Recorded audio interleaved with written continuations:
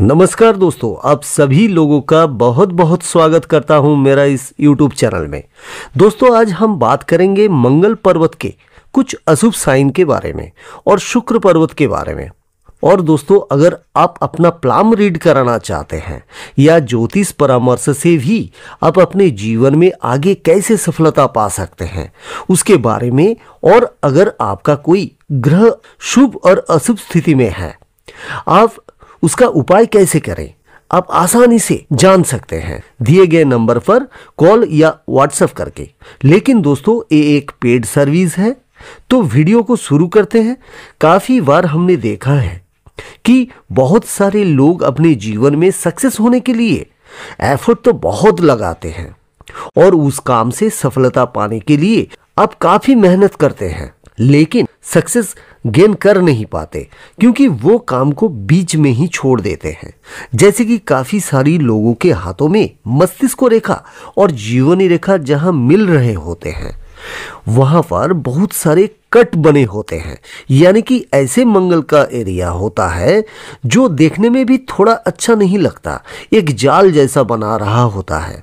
अगर इस तरीके का जाल बना रहा है तो ऐसे जो लोग होते हैं वो अपने जीवन में जोश के साथ कोई भी काम तो शुरू करते हैं और एफर्ट भी लगाते हैं, लेकिन वो कार्यों को पूरा ना करके या फिर किसी वजह से उनका मन जो है उस काम से हट जाता है और उस काम को आधा रास्ते में ही छोड़ देते हैं।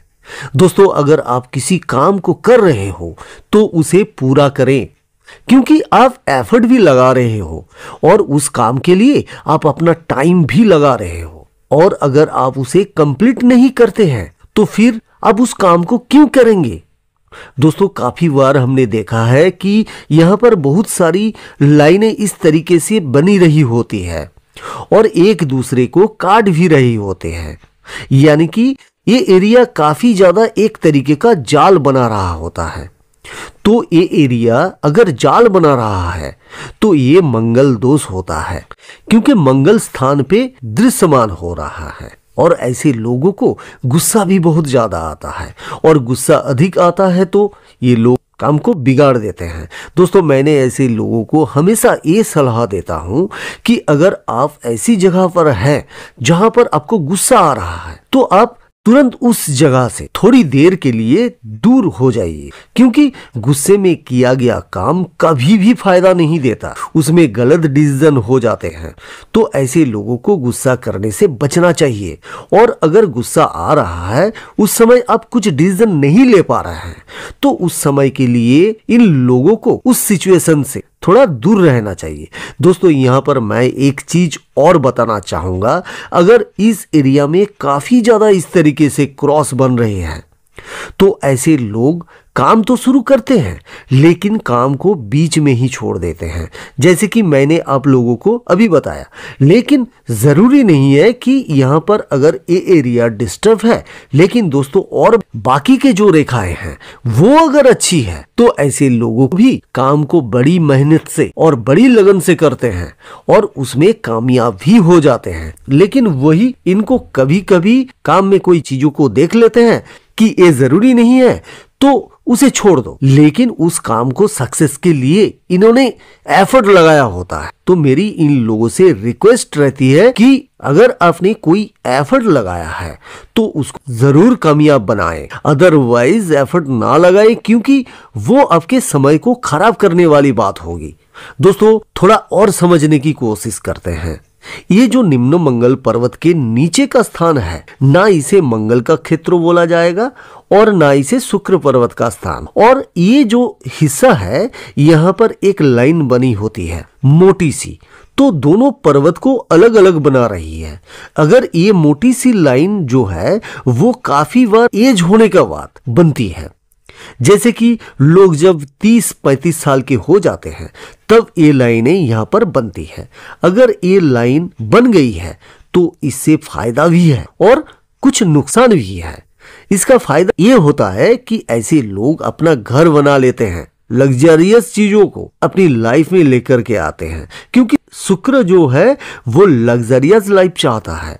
तो ऐसे लोग संघर्ष करके अपने जीवन में लग्जरी चीजों को ले आते हैं और मंगल जो है वो उनको एग्रेशन यानी कि उस चीज में ऊर्जा देता है। ये जो लाइनें बनी है ये संघर्ष से सक्सेस की तरफ ले जा रही है, यानी कि संघर्ष करते हुए आप सक्सेस की तरफ जा रहे हैं। लेकिन अगर यहाँ पर एक से अधिक ऐसे रेखाएं हैं तो दोस्तों एक से अधिक रेखाओं के कारण आपके जीवन में संघर्ष को बहुत ज्यादा बढ़ा देता है। अगर आपका मंगल पर्वत पर कुछ इस तरीके का लाइन यहाँ पर बनी हुई है तो ऐसे लोगों को ज्यादातर भूमि से जुड़ा हुआ काम करना चाहिए या फिर रेंटल प्रॉपर्टीज की तरफ जाना चाहिए, यानी कि कुछ ऐसी प्रॉपर्टी बनाए जिससे कि ये पैसे इनकम को जनरेट कर सके और रेंट पर उस प्रॉपर्टी को दे करके पैसा ऑन करे या प्रॉपर्टी डील या रियल एस्टेट का काम कर सकते हैं। ऐसे लोग तो बहुत सारे लोग ऐसा करते हैं क्योंकि उनका जो मंगल का क्षेत्र होता है वो काफी स्ट्रांग होता है। तो मंगल जो है वो कंस्ट्रक्शन के काम से रिलेटेड रहता है। कंस्ट्रक्शन में सब कुछ आ सकता है। आप बिल्डिंग डेवलपमेंट शुरू कर सकते हैं, यानी कि मकान बना करके बेच सकते हैं, या मैंने जैसे बोला प्रॉपर्टी डीलिंग का काम कर सकते हैं, या फिर उस तरीके का कोई कंपनी में भी आप काम कर सकते हैं जहां पर बिल्डिंग कंस्ट्रक्शन से रिलेटेड कुछ ना कुछ होता हो। जैसे कि मैंने स्टार्टिंग में बताया कि यहाँ पर अगर आपके कुछ जाल जैसा बना रहा है और ये काफी बार आपकी सक्सेस में रुकावटें भी बनाता है, काम को आप बीच में ही छोड़ देते हैं, कुछ सोच रहे हैं लेकिन उसको कंप्लीट नहीं कर पा रहे हैं, कुछ सोच रहे हैं लेकिन उसको कंप्लीट नहीं कर पा रहे हैं। तो यदि आपके साथ ऐसा होता है तो ऐसे में आपको अपने जीवन में हनुमान जी का शरण में जाना चाहिए, क्योंकि मंगलवार का जो दिन है वो हनुमान जी का होता है। तो आप हनुमान चालीसा पढ़े, शाम को जो है मंगलवार के दिन मंदिर जाए, प्रसाद बांटे, दिल से गरीबों की मदद करें, ठीक है, जिससे आप